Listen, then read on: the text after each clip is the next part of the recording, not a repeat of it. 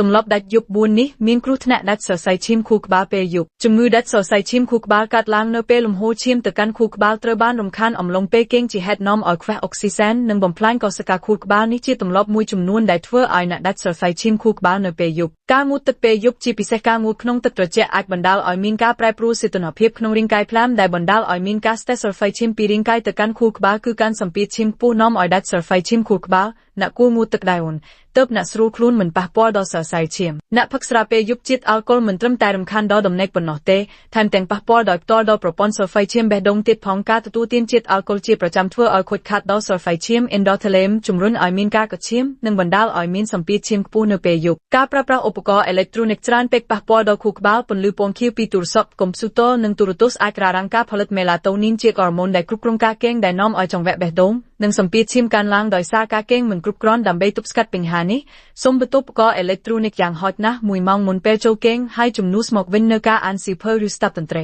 ការញ៉ាំអាហារពេលយប់ដែលមានជាតិខ្លាញ់ឆ្អាតដូចជាអាហារជៀនអាហាររហ័សឬភេសជ្ជៈដែលមានជាតិកាបូនអាចបណ្ដាលឲ្យមានបញ្ហាមេតាបូលីសបង្កើនជាតិខ្លាញ់អាក្រក់ក្នុងឈាមក្នុងរយៈពេលវែងទម្លាប់នេះអាចនាំឲ្យលើសគីឡូនិងធាត់រួមចំណែកដល់ការខូចខាតដល់សរសៃឈាម endothelium បង្កើនហានិភ័យនៃការកកឈាមនិងជំងឺដាច់សរសៃឈាមខួរក្បាលដោយសារការស្ទះសរសៃឈាមចូលអ្នកធ្វើលំហាត់ប្រាណឲ្យបានទៀងទាត់30នាទីក្នុងមួយថ្ងៃគេងឲ្យបានគ្រប់គ្រាន់7-8ម៉ោងជារៀងរាល់យប់ដើម្បីការពារសរសៃឈាមក្នុងខួរក្បាល